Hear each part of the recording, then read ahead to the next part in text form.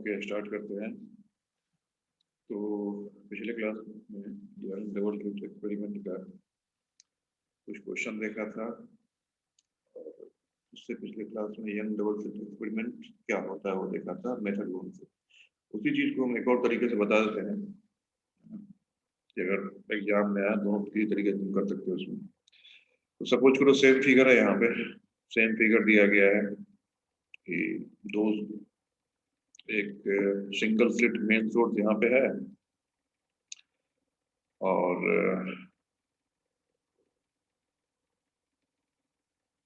एक लाइन यहाँ से ये पास कर रही है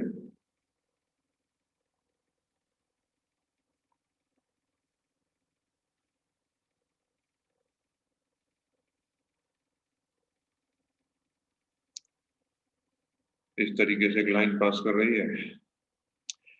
ये लाइन जो ये स्क्रीन है उसके बीचों बीच मिडिल पॉइंट से पास कर रही है, और हमारा सोर्स भी जो है लाइट का सोर्स ये कहीं यहाँ पे,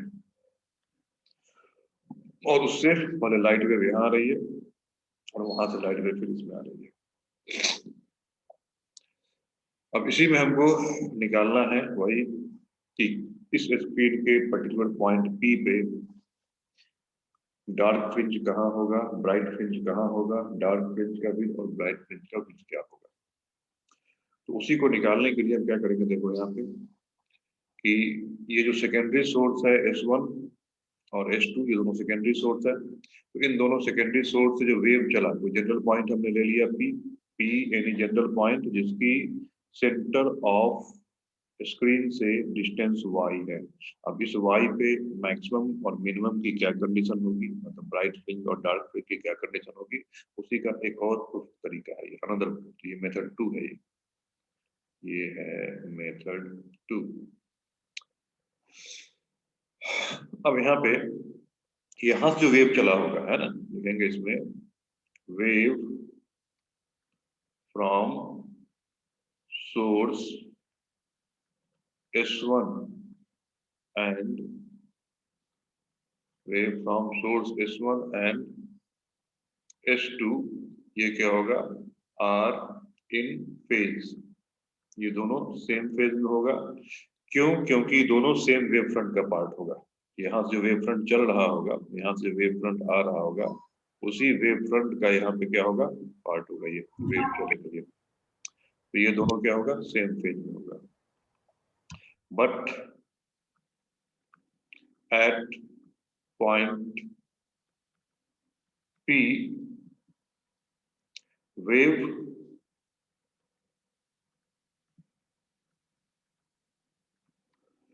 from this source will not be in phase, because phase में नहीं होगा। क्यों? Because path difference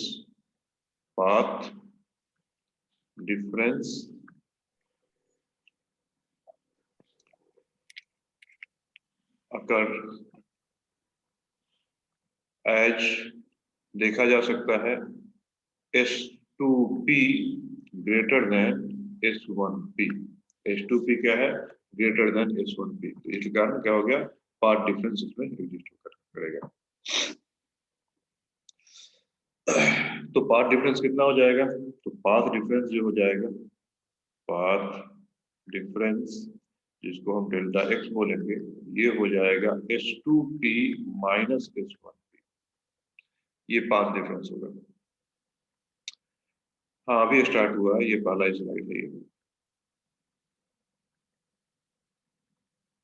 ठीक है। तो ये पाथ डिफरेंस होगा। अब इस चीज को हम पहले तो कर रहे थे राइट एंगल ट्रायंगल की हेल्प से, अब इसी चीज को हम करेंगे दूसरे तरीके से।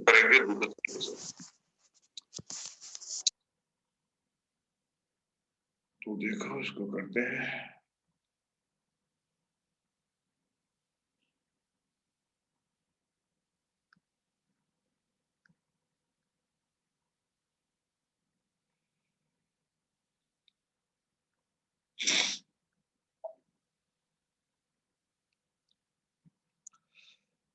देखो यहां से जो वेव चला,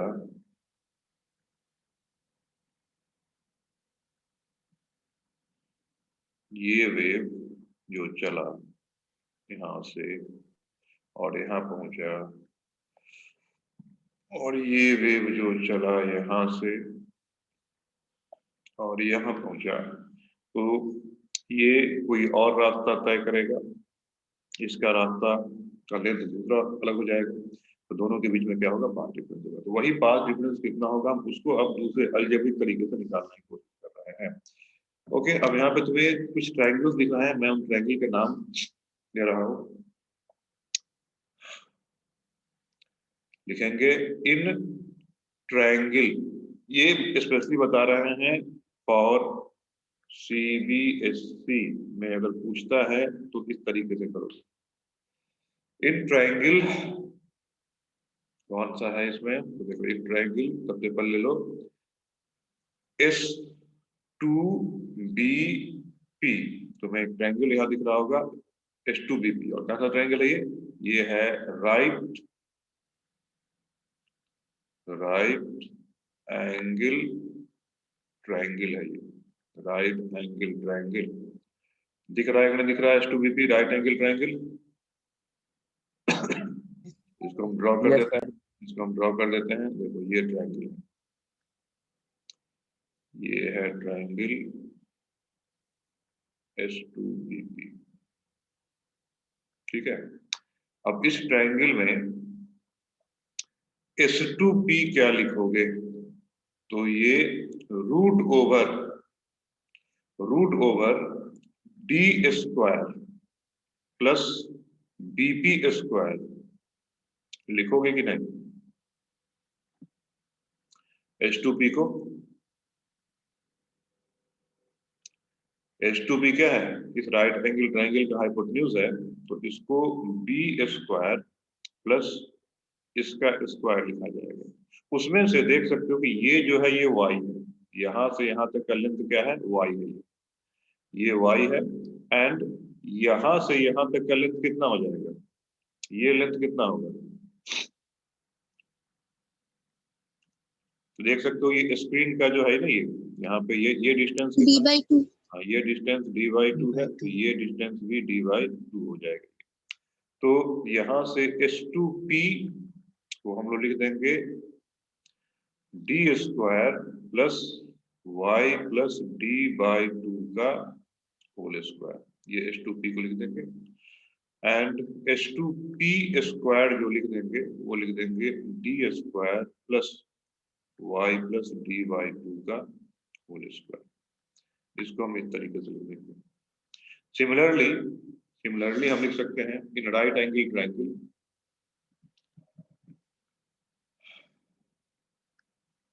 इन राइट एंगल ट्रायंगल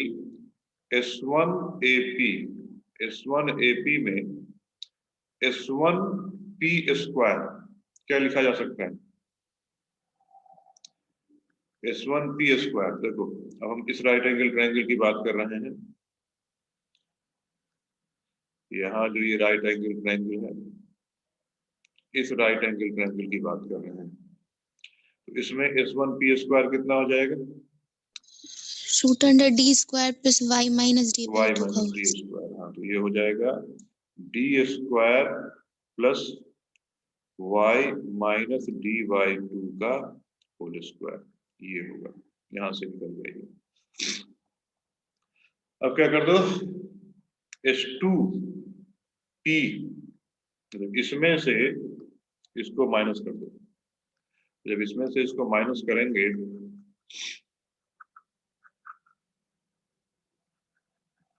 तो हमारे पास क्या आएगा,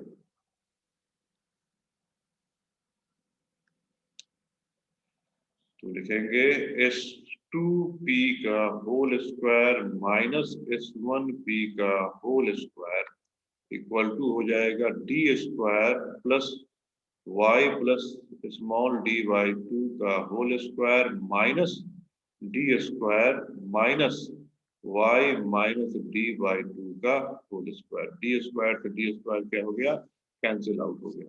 और यहाँ इसको लिख दोगे H2P प्लस S1P एंड इसको लिखोगे फिर बाद में H2P माइनस S1P है ना, a square minus b square को लेके a plus B into a minus B का इस्तेमाल करके, और ये हो जाएगा y plus D by two का whole square minus y minus D by two का होल स्क्वायर, ये आ जाएगा।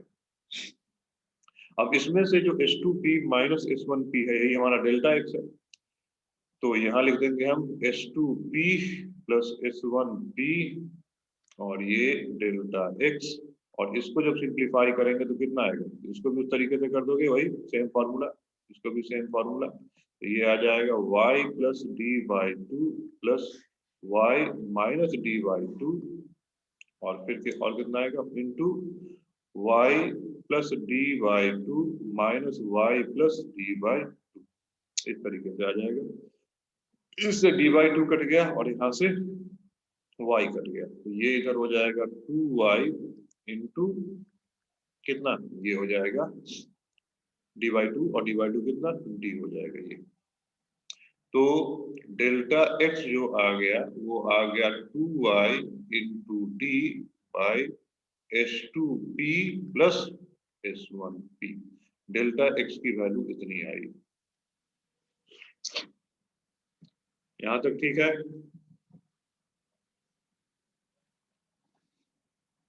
यहाँ तक ठीक, इसमें कोई दिक्कत नहीं?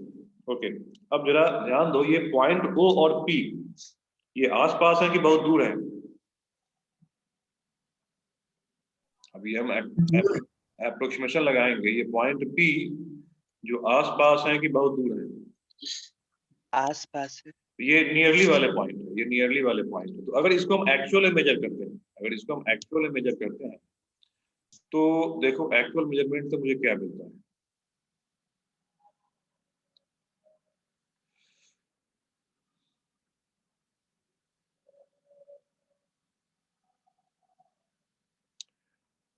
तो ये बताओ कि ये जो डिस्टेंस है, ये डिस्टेंस अगर मैंने 1 मीटर लिया हुआ है, कौन सा, ये डिस्टेंस अगर मैंने 1 मीटर लिया हुआ है, ये डिस्टेंस, तो ये डिस्टेंस भी 1 मीटर होगा कि नहीं होगा? Yes sir. अच्छा, और इस चीज को अगर हम बिल्कुल प्रॉपर स्केल पे देखें कि ये यहाँ पे स्लिट इस तरीके से है प्रॉपर स्केल पे, और इस तरीके से स्क्रीन है, ये उसका मिड सेक्शन है, ये डिस्टेंस अगर d है तो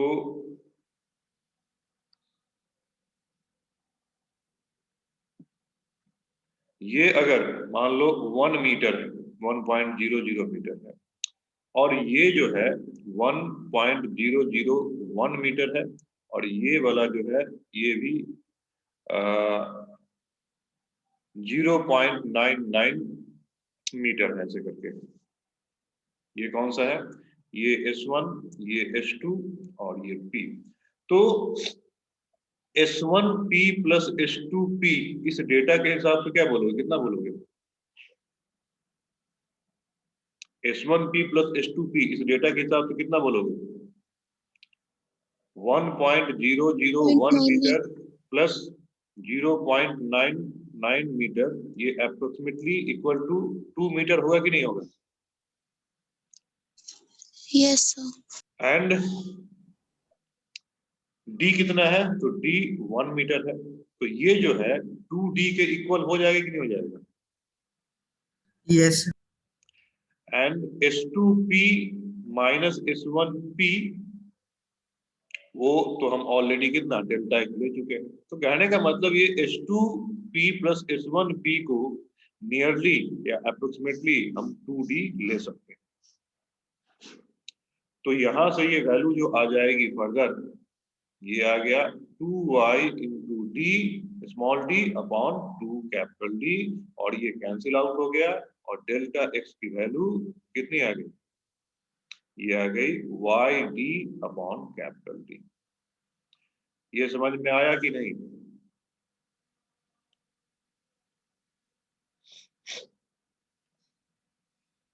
ये समझ में आया? Yes, sir. अब देख सकते हो यहाँ y क्या था, y जो था पॉइंट O से उस पॉइंट P की दूरी थी। अब ये y वैरी करेगा ना, और ये y वैरी करेगा तो अलग अलग पॉइंट के लिए डेल्टा x क्या होगा, अलग अलग आएगा। इस चीज को याद रखना, इसको हम आगे भी इस्तेमाल करेंगे।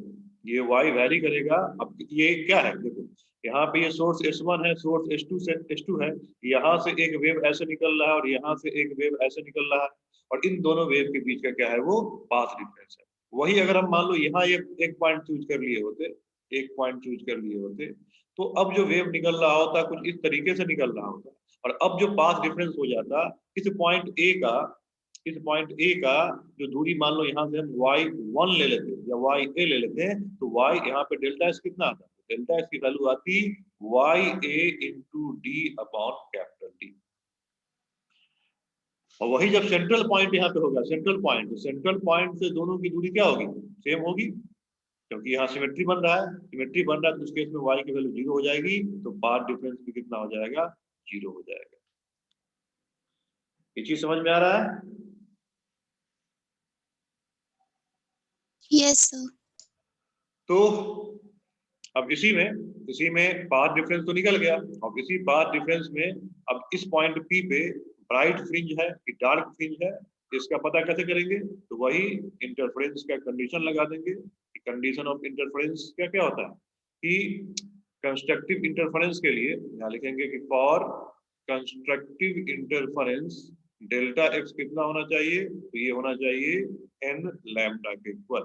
अब यहाँ पे delta X equal to Y D, capital D है, तो n lambda equal to Y D capital D हो जाएगा, और यहाँ से y की value n lambda D upon small D आ जाएगा। और for destructive interference delta x equal to 2n+1 lambda 2n+1 lambda by 2 हो जाएगा। तो इसके लिए y की वैल्यू 2n+1 lambda D by capital D. समझ में आया?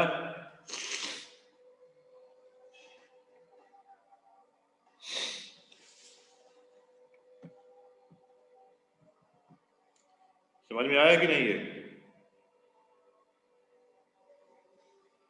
Yes, sir. Yes, sir, आया। ओके। अब चलो इसमें कुछ और फॉर्मूले हैं, उन फॉर्मूले को ध्यानपूर्वक लिखोगे। बता दें इसको। रुक जाइए।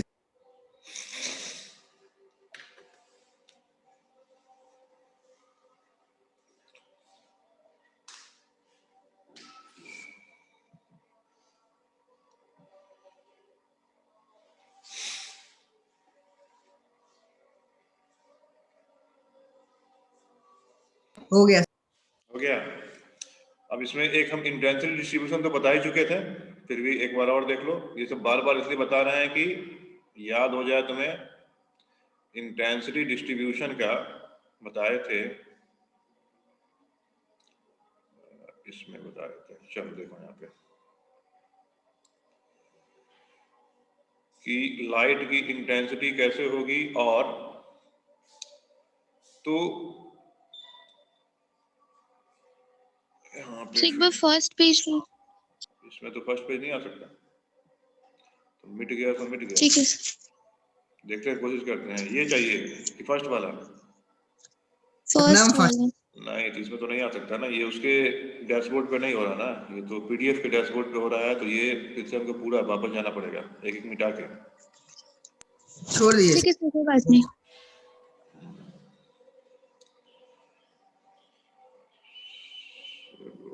इसको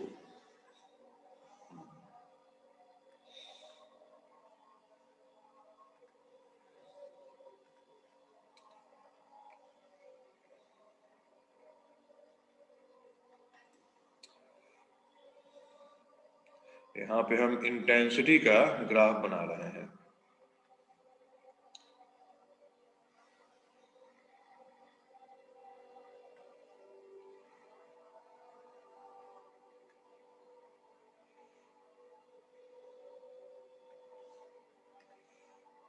ध्यान से इसको देखा जाए इंटेंसिटी के ग्राफ को।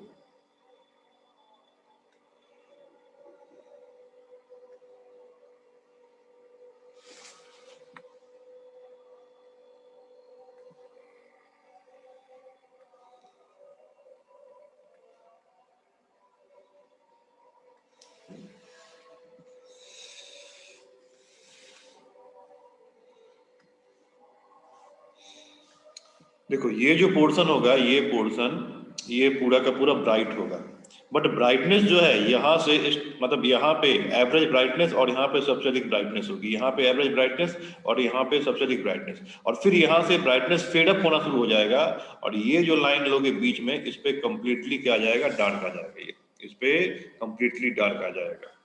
तो इसी ग्राफ को हम जब बनाते हैं इंटेंसिटी के हिसाब से, फिर देखो ग्राफ कैसे बनेगा। ये जो मैंने पॉइंट लिया है यहाँ पे, और ये वाला जो पॉइंट लिया है ये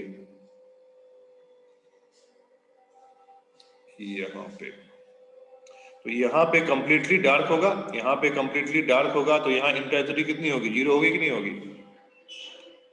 इसके बीचों बीच जो पॉइंट होगा, देखो ये जो है ना, ये डार्क फ्रिंज है, यहाँ ध्यान दो, ये जो है ये क्या है, ये डार्क फ्रिंज है, ये डार्क फ्रिंज है, तो इसके बीच वाला पॉइंट कंप्लीटली डार्क होगा, इसके बीच वाला पॉइंट कंप्लीटली डार्क होगा, और धीरे धीरे जब ऊपर जाएंगे तो डार्कनेस कम हो जाएगा, और यहाँ भी डार्कनेस कम हो जाएगा, और यहाँ से ब्राइटनेस स्टार्ट होगा, और वो पॉइंट पे बहुत ज्यादा ब्राइट होगा, और फिर जब नीचे जाएंगे तो ब्राइटनेस कम होता चला जाएगा। तो ये पॉइंट पे इंटेंसिटी कितनी होगी, इस पॉइंट पे, इस पॉइंट पे इंटेंसिटी कितनी होगी, यहाँ की इंटेंसिटी आई नॉट और यहाँ की भी इंटेंसिटी आई नॉट, तो ये जो लाइन है, ये पॉइंट, ये पॉइंट, ये पॉइंट, इस पे इंटेंसिटी कितनी होगी, 0 हो जाएगी। 0 होगी सर। और ठीक इस पॉइंट पे इंटेंसिटी 0 होगी, इस पॉइंट पे इंटेंसिटी 0 होगी, और Yes, इस पॉइंट पे इंटेंसिटी कितनी होगी, ओ पे इंटेंसिटी कितनी होगी, 4I नॉट होगी कि नहीं होगी, है ना। इसमें Yes. आईनेट का जो formula 4I not cos square delta 5/2 apply करते हैं। तो जब यहाँ पे हम इंटेंसिटी कर्व को बनाएंगे तो वो कुछ इस तरीके से इंटेंसिटी कर्व बन जाता है, ठीक है, इस तरीके से इंटेंसिटी कर्व बनेगा। फिर सेम आगे वाले के लिए ये जाएगा यहाँ पे, और इस पॉइंट पे फिर पूरा का पूरा ब्राइट आ जाएगा, यही इंटेंसिटी कर्व यहाँ पे, यहाँ से फिर स्टार्ट होगा, यहाँ से फिर स्टार्ट होगा, और यहाँ पे ब्राइट जाते हुए फिर यहाँ पे, यहाँ से स्टार्ट हुआ और यहाँ ब्राइट पे फिर डार्क हो जाएगा। फिर यही सेम पैटर्न आगे के लिए वैरी करेगा, यहाँ से स्टार्ट हुआ और ये यहाँ पे इस तरीके से चला जाएगा। समझ में आ रहा है कि नहीं आ रहा है? यस सर, आ रहा है। अब देख सकते हो ये जो पॉइंट है ये कंप्लीट डार्क है, ये कंप्लीट डार्क है, ये पॉइंट भी क्या है, कंप्लीट डार्क है, ठीक है। और इसके बीच में क्या होगा, ब्राइट होगा कि नहीं होगा, यहाँ कंप्लीट डार्क और इससे ब्राइटनेस स्टार्ट होके यहाँ पे मैक्सिमम ब्राइट आ जाएगा कि नहीं, समझ में आ रहा है कि नहीं आ रहा है? Yes. तो ये Yes, डार्क sir. होगा, ये डार्क होगा, ठीक है। तो इसी कर्व को हम दूसरी जगह बनाते हैं, देखना उस फिगर को, इसी को हम फ्रेशली दूसरी जगह बना रहे हैं, यहाँ पे समझाने के लिए बता दिए थे, इसी को हम दूसरी जगह बना रहे हैं, और वहां पे देखना, यहाँ बनाते हैं।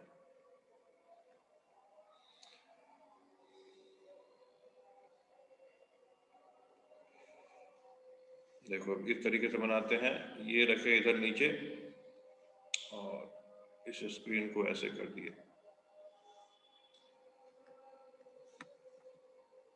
ऊपर में भी एक बाउंड्री डाल देते हैं।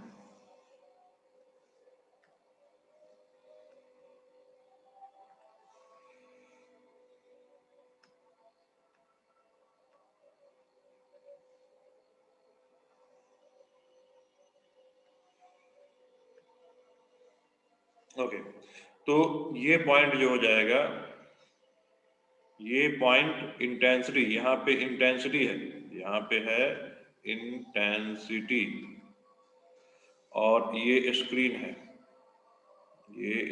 है, और ये सेंट्रल पॉइंट है और यही y है, इधर y मतलब कि दूरी देखी जा रही है। यहाँ पे डेल्टा x क्या हो जाएगा, 0 हो जाएगा। डेल्टा x 0 होगा, यहाँ पे y भी क्या हो जाएगा, 0 हो जाएगा। और ये इस तरीके से हम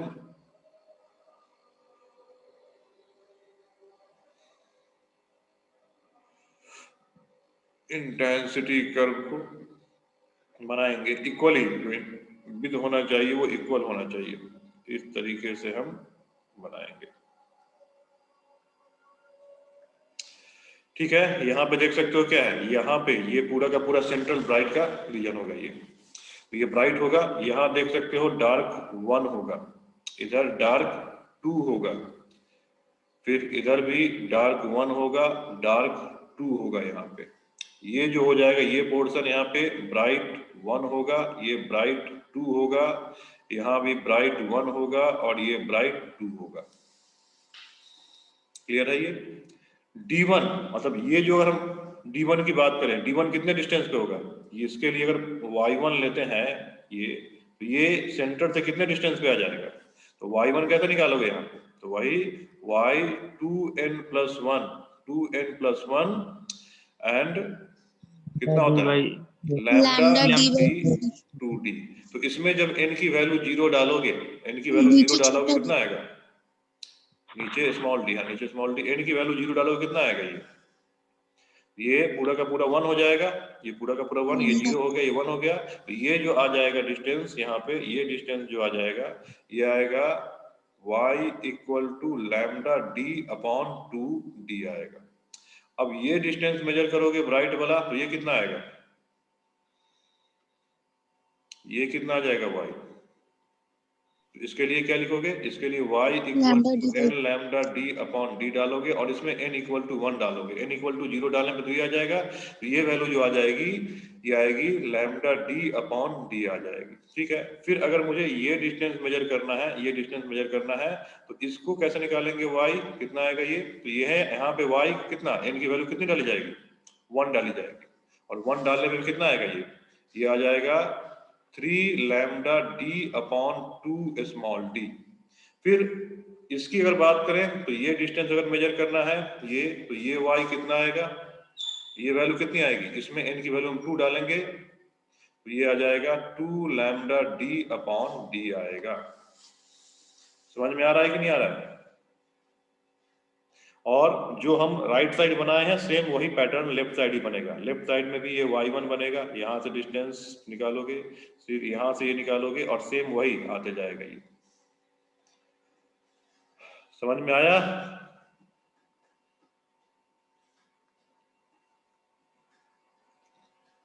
क्लियर है ये? Yes sir. Yes sir. इसमें देख सकते हो ये और इसके बीच की दूरी कितनी है, लैम्डा डी बाई 2d है ना। तो ये बोलेंगे दो कॉन्जिक्यूटिव ब्राइट और डार्क के बीच की दूरी, दो कॉन्जिक्यूटिव ब्राइट और डार्क के बीच की दूरी। तो distance between consecutive bright and dark, ये हो जाएगा लैम्डा डी बाई 2d, यहाँ स्मॉल डी। अच्छा, दो ब्राइट के बीच का डिस्टेंस, एक ब्राइट यहाँ पे और एक ब्राइट यहाँ पे, या फिर एक ब्राइट यहाँ पे एक ब्राइट यहाँ पे, इन दोनों के बीच का गैप कितना होगा, लैम्डा डी बाई डी।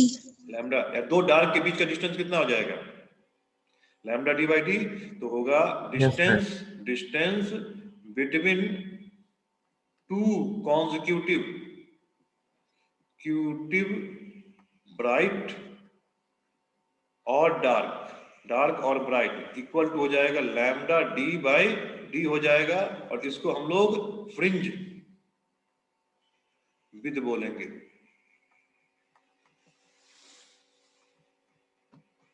ठीक है ये?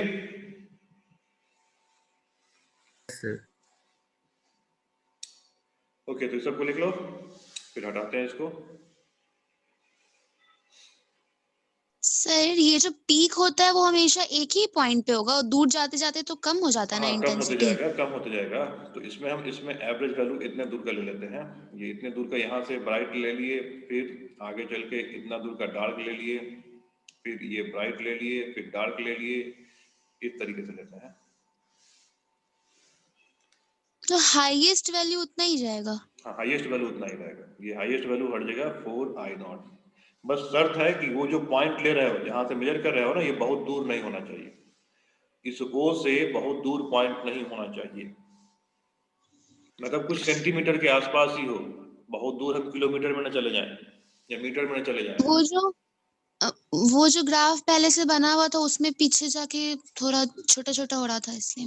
हाँ, तो उसमें हो रहा था क्योंकि दूर चला गया था। दूर जाने पे इंटेंसिटी फेडअप हो जाती है ना। तो यहाँ पे हम ये यस। जो एक्सपेरिमेंट देख रहे हैं, वही जो इंटेंसिटी हम ऑब्जर्व कर पाएंगे, जो देख पाएंगे, जहाँ पे ब्राइट और डार्क फ्रिंज बन रहा है वो देख पाएंगे, उसी को ऑब्जर्व कर पाएंगे, तो उसी के लिए बना रहे हैं। हटाएं इसको। सर हो गया। ओके,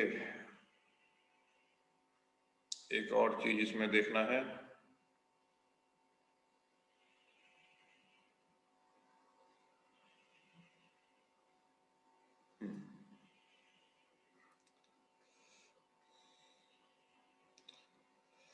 अब देखो इसमें, जैसे यहाँ पे हम, ये हमारा सेंट्रल पोजीशन है, तो इससे ये लाइन ड्रॉ दिए और ये लाइन ड्रॉ दिए, ठीक है। ये डिस्टेंस कितना हो जाएगा? देखो यही फ्रिंज विड्थ होगा। ये डिस्टेंस कितना हो जाएगा? तो ये डिस्टेंस y कितना लिखोगे? Lambda d upon small d लिखोगे, लिखोगे ये डिस्टेंस, इस डिस्टेंस को lambda capital D upon small d लिखोगे कि नहीं लिखोगे?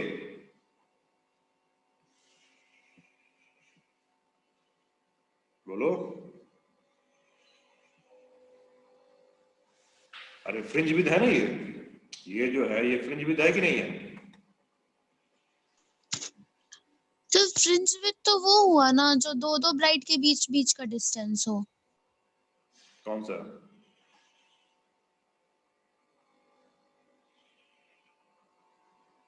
फिर दो कॉन्जिक्यूटिव ब्राइट के बीच का डिस्टेंस था ना सॉरी, फ्रिंज। दो कॉन्सेक्यूटिव ब्राइट के बीच का। Yes yes. तो ये जो लिखा गया, ये यहाँ पे जो लिखा गया है, ये ओके।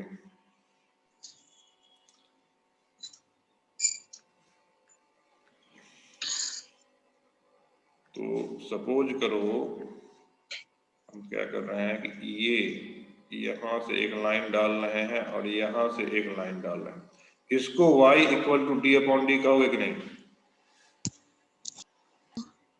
और यहाँ से एक लाइन डाल दो और एक लाइन यहाँ से डाल दो, ठीक है। अब इसमें जो ये एंगल थीटा बनेगा, थीटा, इसको हम लोग बोलेंगे एंगुलर फ्रिंज विड्थ। इसको बोलेंगे angular fringe width, fringe width, ठीक है। और ये कितना हो जाएगा? तो यहाँ पे theta equal to L upon R का फॉर्मूला लगाओ। L रखो y और R रखो d। तो ये कितना हो जाएगा? y की जगह पे क्या लिखोगे? Lambda capital D small d upon capital D। ये d और d कट गया और एंगुलर फ्रिंज विड्थ का formula lambda upon small d आ जाता है। एंगुलर फ्रिंज विड्थ का formula lambda upon small d आ जाता है। क्लियर है ये? आवाज नहीं आ रहा था सर। मतलब ये जो फ्रिंज, मतलब जो यहाँ पे ये हमने डार्क लिया और इसलिए ये डार्क लिया, तो इसके बीच का डिस्टेंस कितना हो गया? ये y upon y equal to lambda capital D upon small d हुआ। अब उसी का भी हम सेंटर, ये क्या है? यही सेंटर, ये जो डिस्टेंस यहाँ पे दोनों फ्रिंज के बीच का दूरी है और इसका जो सेंटर है, तो उस सेंटर से इसकी एंगुलर पोजीशन मेजर कर रहे हैं कि कितना एंगल तक ये फैला हुआ है। तो उसी एंगल का नाम हम क्या दे दिए? थीटा दे दिए। इस थीटा की वैल्यू कैसे निकालेंगे हम लोग? इसको हम सर्किल का पार्ट मान लेंगे L upon R. कि नहीं, इसको हम सर्किल का पार्ट मान लेंगे तो theta equal to L upon R इस्तेमाल कर सकते हैं। और ये डिस्टेंस जो है ये नजदीक वाला पॉइंट है तो इसको भी डी और इसको भी डी माना जा सकता है। तो ये डी हो गया, ये डी हो गया, इसके और इसके बीच की दूरी। तो theta equal to L upon R का फॉर्मूला लगा के यहाँ पे फ्रिंज, एंगुलर फ्रिंज विड्थ निकाल सकते हैं। क्लियर है ये?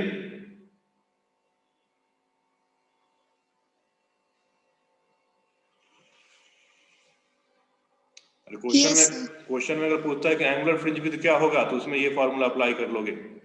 कोई भी फ्रिंज विड्थ यहाँ पे दे दिया गया, उसका एंगुलर फ्रिंज विड्थ कितना होगा, तो एंगुलर फ्रिंज विड्थ में wavelength of light divided by क्या, स्लिट के बीच की दूरी, wavelength of light divided by slit के बीच की दूरी, वही एंगुलर फ्रिंज विड्थ हो जाएगी। क्लियर है ये?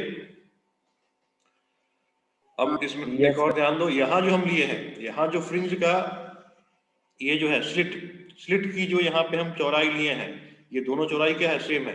ये जो दोनों इसका विद है, ये स्लिट का विद, ये स्लिट का जो विद लिए हैं दोनों में क्या लिए हैं, ये सेम लिए हैं। जैसे ये मान लो W है तो ये भी कितना W ही हो जाएगा। लेकिन इनकेस अगर ये विद अलग अलग हो जाए, ये W1 हो जाए और ये W2 हो जाए, उस केस में क्या होगा, इंटेंसिटी दोनों में सेम, जो दोनों का जो एम्पलीट्यूड होगा वो सेम होगा कि अलग अलग होगा? अलग अलग अलग अलग होगा ना। तो उस केस में अगर हम ये एम्पलीट्यूड मैक्सिमम अगर निकालना चाह रहे हैं, यहाँ का एम्पलीट्यूड A1 हो जाएगा, यहाँ का एम्पलीट्यूड A2 हो जाएगा, यहाँ की इंटेंसिटी I1 हो जाएगी, यहाँ की इंटेंसिटी I2 हो जाएगी। उस केस में अगर एम्पलीट्यूड मैक्स निकालना चाह रहे हो, ये हो जाएगा A1 प्लस A2 का होल स्क्वायर। ये सब फॉर्मूला इस्तेमाल होता है। एम्पलीट्यूड मिन निकालना चाह रहे हो तो ये हो जाएगा, और साथ में ये क्या, इसका रूट भी डालोगे तो ये कितना आ जाएगा, A1 प्लस A2 आ जाएगा। इसका मीन निकालना चाह रहे हो तो A1 माइनस A2 का मॉड आ जाएगा।